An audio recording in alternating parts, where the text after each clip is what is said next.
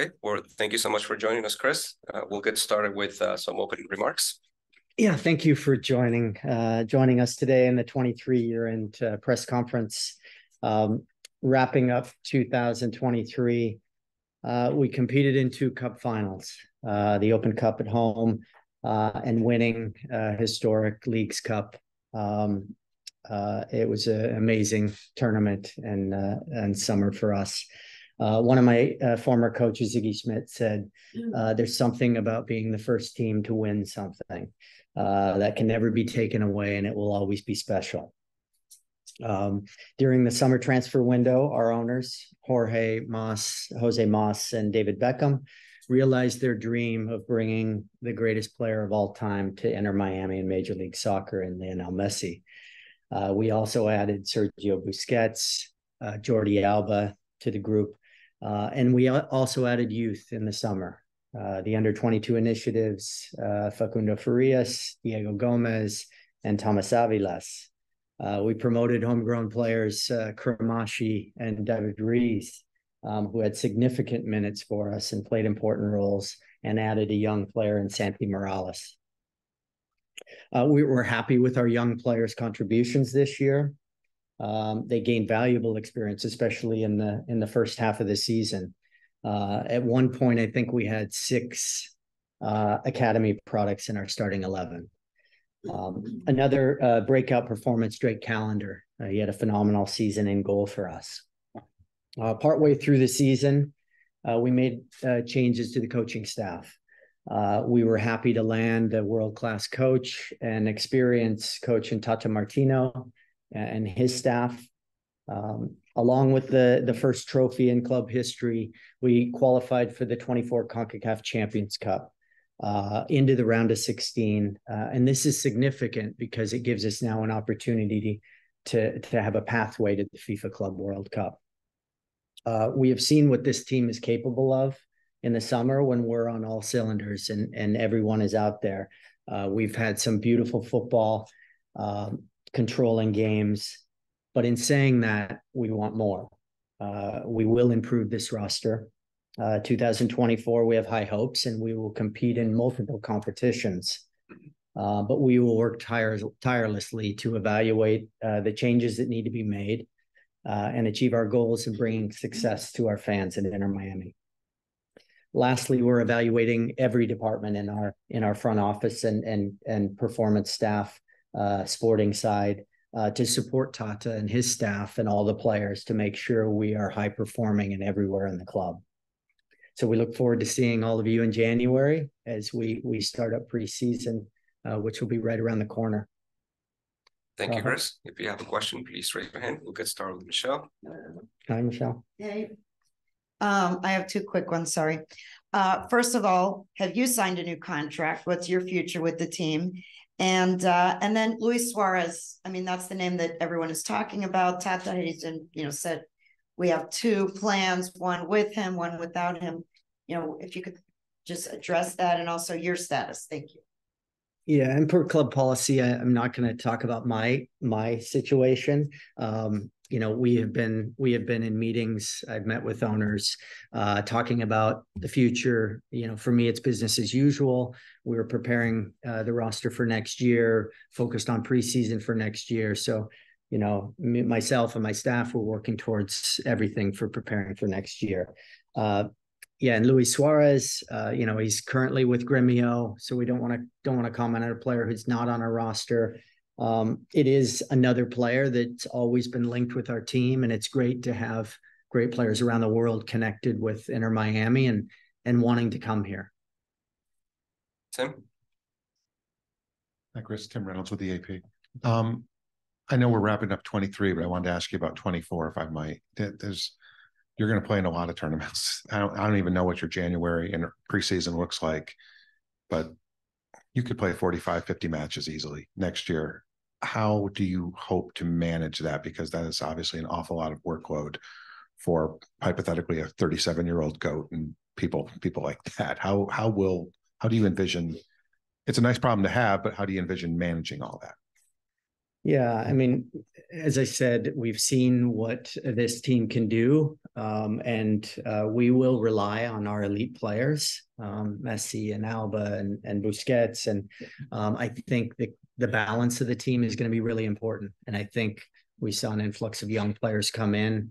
We're at the point now where our academy products who have come through our system are starting to contribute on the first team, and those players are going to be really important. But I think the challenge is from our performance staff. What can we do as a club to support these players and make sure that they are able to give as many minutes as they can?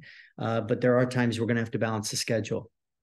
I think the opportunity for us to get in Champions Cup for the first time is a big opportunity. I've gone through it with my previous club, and it's a fun tournament to be in. But there is travel and games home and away, and it can be taxing on teams. I think I have found with players coming into the league, if they come in the summer window, they're much better the next year because they understand the league. They understand the travel. They understand going to these away stadiums and playing and managing their bodies, and usually get a better performance in year two. But I think we will have to do everything we can to manage. We're adding some things, as I said, in medical and performance that I think will help us evaluate our players better. Jose and Franco. Hi, Chris. Jose Rodriguez from Deporte Total USA. I have two quick ones for you. Can you give us an update on Dixon? What are the plans with him for next year? And also, talking about preseason, there's talk about you guys going overseas and playing some matches away from Florida or the States. Can you update us on how you balance that in terms of the commercial opportunities that are out there for the team, and obviously the football side of preseason, which is also very important? Sure. Good question. So the first one on Dixon, we didn't take his option, but we are in conversations with Dixon and his representative to see if there's something that can be worked out. He was a really good player for us when Gregory went down and we lost him on a long-term injury, and Dixon came in and had some important games for us. So we will work through that with him and his agent. Preseason, this summer window, I really felt like overnight we became a global club. Eyes all over the world are watching what we're doing. And what comes with that are these tours and preseason opportunities that we have as a club. So we're working closely with the front office as they negotiate some of those preseason tours. We have met with Tata and his staff, and there's certain dates that we want to have games that we can prepare properly for the first game of the season and for CCC as we start that in February. So I think those are important preparations, and making sure we have the right preparation on the field, training, and the right preparation in games, getting us ready for the year. Franco. Hey, Chris. When I got two for you. When the decision was made in the summer to let Phil go and bring in Tata, the initial press conference, you said, we have a team good enough to win these games. And obviously you guys did win the Leagues Cup, made it to the Open Cup final, but in league play, you guys only moved up one spot from that point to the end of the season. I know you just touched on it a little bit, but how much roster change can we expect going into next year, given the competitions, given how this team did this year? And the second one kind of linked with that is next year will be the first season, I believe, that you will have no sanctions. So you will have a full deck of cards to play with. How much does that help you do your job? How eager are you to get that going after the last few seasons? Yeah, great. We made the change of Phil out before the summer window. Tata came in. I think when you look at the beginning of the season, we had those big injuries. I mentioned Gregory, Mota, Campana at the beginning was out.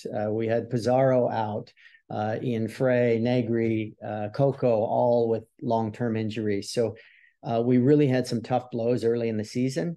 And at the same time, we were preparing for this summer window that was a long time coming. So we knew we had to do everything in our cap to make sure we had room for the moves we were going to make. The hope was to get enough points that we could sustain that. And I think there was a lot of energy and emotion that was put into winning the Leagues Cup. And I think in this league, sometimes that first trophy is the hardest to win. And, we got over that objective as a club. But I think maybe it played its toll, and along with it, some of the international call-ups that were mixed in there as well, that at the end of the year, we didn't have enough to push through. So, that is the focus in the roster. How do we improve our roster? And we're looking at everything. There's players that are training to come back, and we have high hopes for 2024, and we want to show what we can do as a club. And winning trophies and having high ambition is something we've had since day one. But is it going to be significant changes, minor changes? I mean, what should we as media and fans expect for how busy you guys will be in terms of rosters? Yeah, every off season is busy for us. So we're having conversations all the way through with teams and looking at players and evaluating. We want to have competition every position. So, that's evaluating every position. As we get closer and work through the off season, some of those conversations, we'll see if they're realistic. And then lastly, your question on having a full deck on the roster, and that's exciting to be able to make sure we make the right choices and we're able to spend the money in the right positions to really make an impact. Ian? Thank you, Rafa. Ian Hess with the Herald Outlet. Hey, Chris. Obviously, Luis Suarez, the big names are what gets a lot of the attention and a lot of the excitement, but you know better than anybody that MLS roster rules are very restrictive, and most of the meat of your construction will happen within the league structure. How much of a focus will be on that? There's obviously a lot of players around the league that are eager to come play with Messi and Busquets and Alba. And what are you looking for internally inside of MLS in terms of improving this roster? Thanks. First, I'll talk about, the players that we have on our roster now make it a lot easier to go and recruit outside the league and inside the league. Who wouldn't want to play with the greatest players of all time in their positions? And so that helps us. There's free agents out there, and there is trade talk. Teams are asking for players on our team. So these are conversations that are ongoing, and some of the work that our recruitment team will have. And just like every other signing, we will stick to the 7 steps that we take in every player signing to make sure it's the right one to add for us. Players have been rumored, Suarez and other stars are rumored to come here. And I think Miami's a great destination for players where they want to live. But we have to make sure that we're evaluating and players are coming for the right reasons. We want to win, and we want to do everything we can to bring players who come here to win games and win trophies. Javier, then Thomas. Good morning, Mr. Henderson. Javier Rodriguez with Fan Network TV. What is your long-term project with Inter Miami after Messi? What will happen with this franchise in 2 years? Yeah, good question, Javier. I think the balance of the team is important.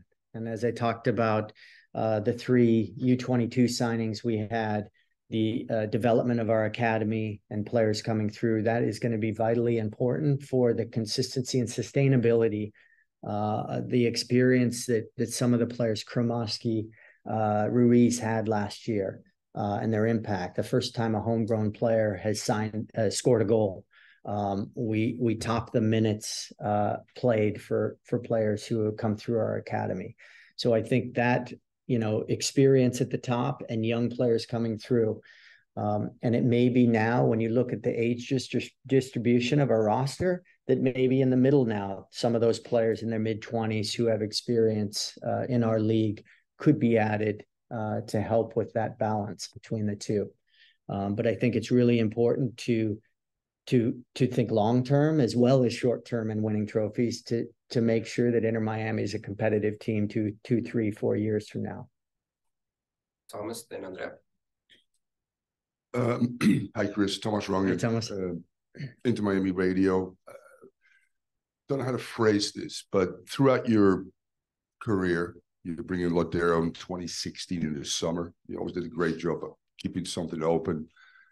You guys won, obviously, the cup, and then I think you used pretty much all your money to win the Champions, which is not called CONCACAF Champions League League Cup, I think, right now. How much emphasis is on that trophy, obviously? That starts very early.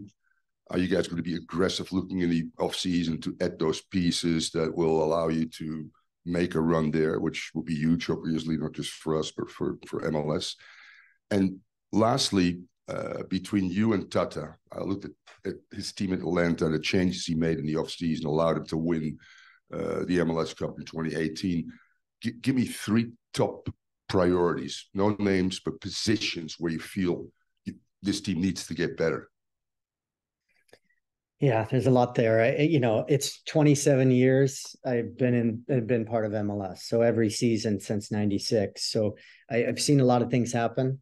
And as you pointed out, 2016, we made changes in the summer window, very similar to what we had done to some extent this summer, and had success immediately following. So you said Rusnek to win eventually the CONCACAF Champions League earlier. You didn't wait till the summer. Let's see.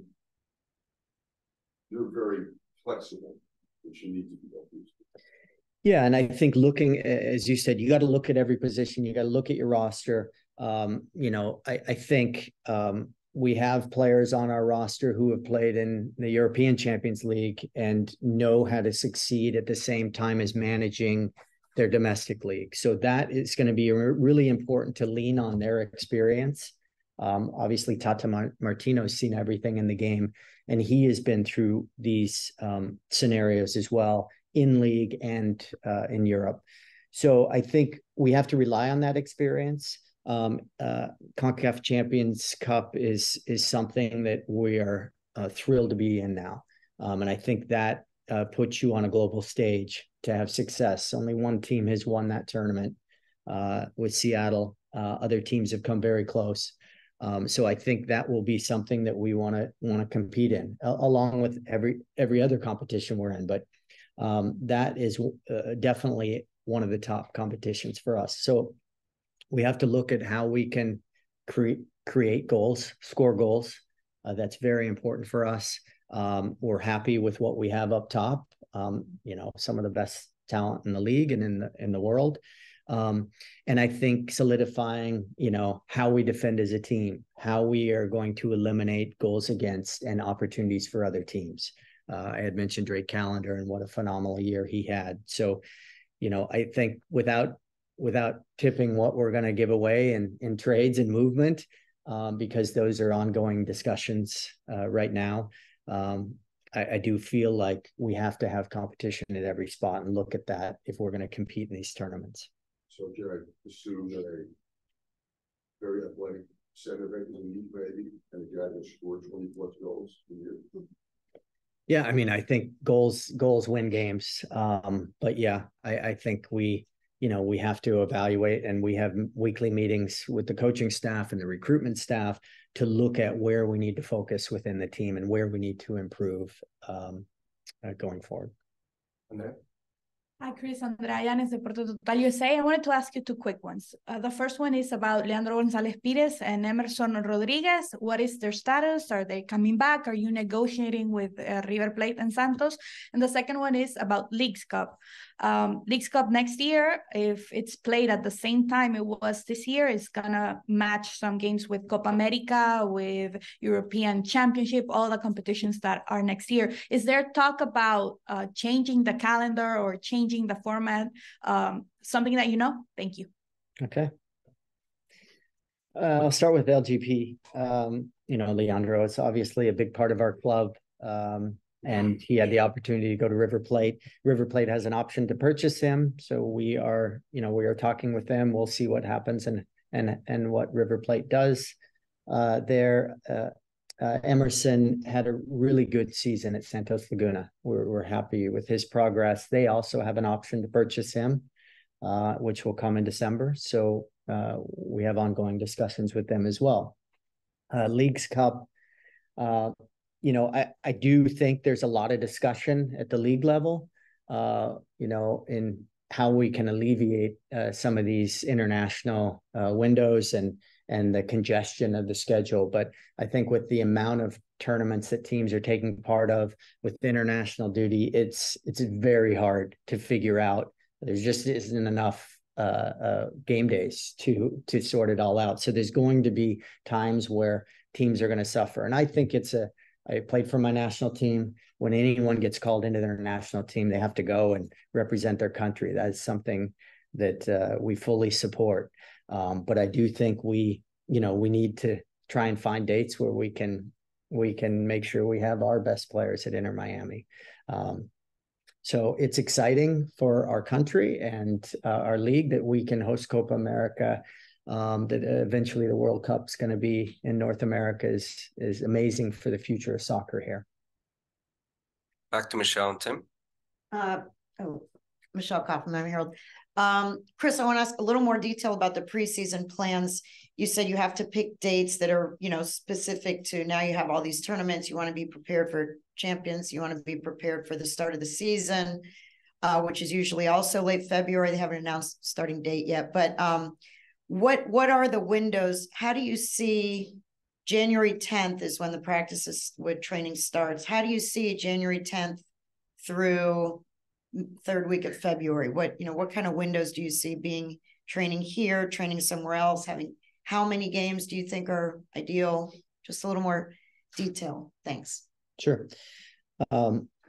Yeah, I think we've looked at the preseason. We're working with Xavi in the front office, who are looking at possible tours. So I think we'll have a combination of some time here and in market, and then time overseas. So I think those are all being negotiated and worked on now, in conjunction with Tata and our staff, to make sure it's the right competition for us, to help us prepare for CCL and CCC and the league starting in February. So, all the players now are doing off-season workouts. They'll take some time to rest, but then they'll start to ramp up. So in January, they're getting ready.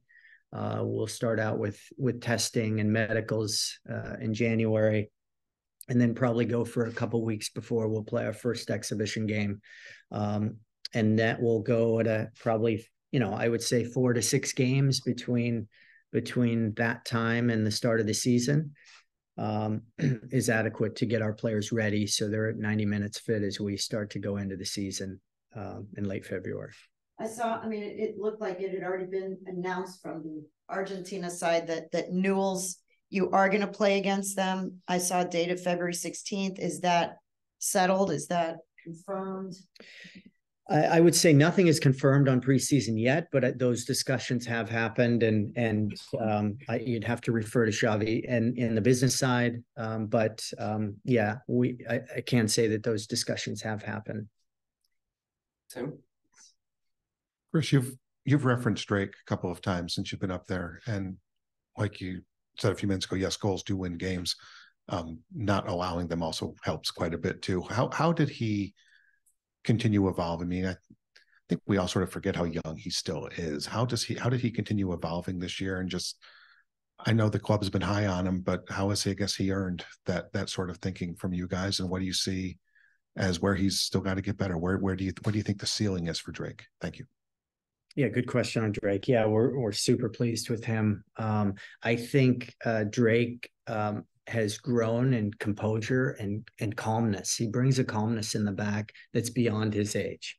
Athletically, reactions, angles.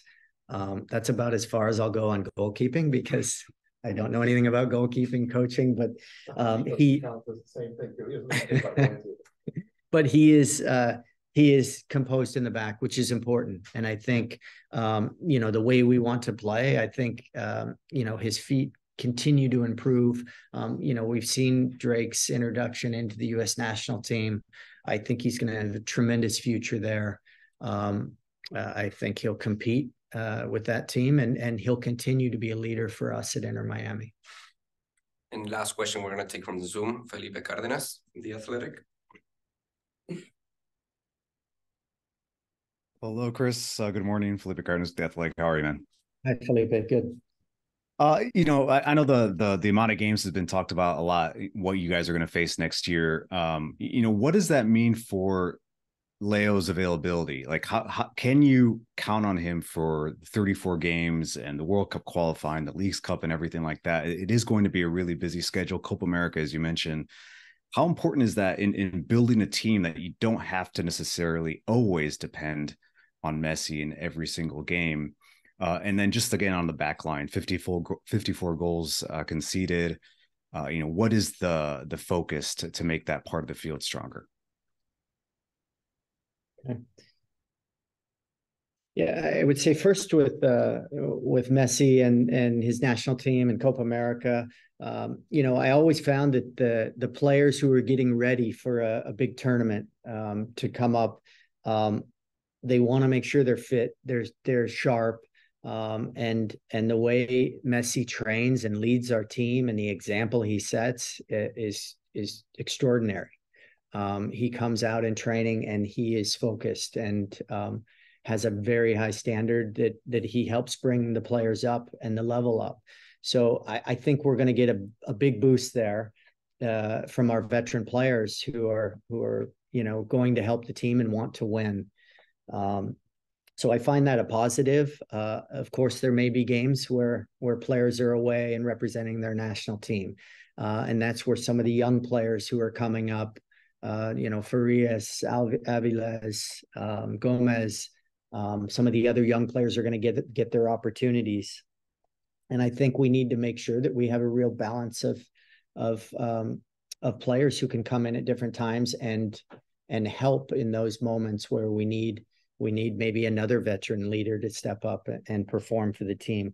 As for giving goals up, it's a focus and really important for us, but I think in 24, we'll finally have time for Tata to have a real stretch of time to work with the team. I mean, when you look at when he joined the team, it was 100 miles per hour from the day he took over.